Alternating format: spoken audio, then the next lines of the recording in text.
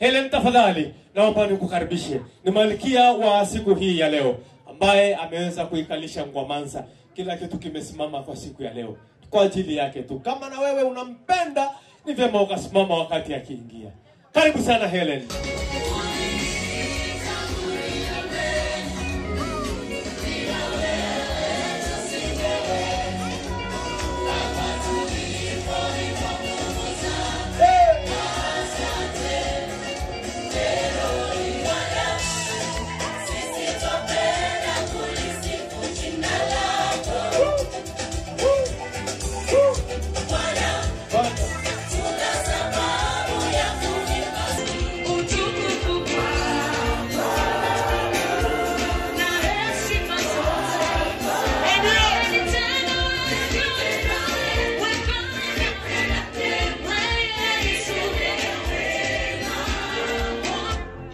Sisi ndio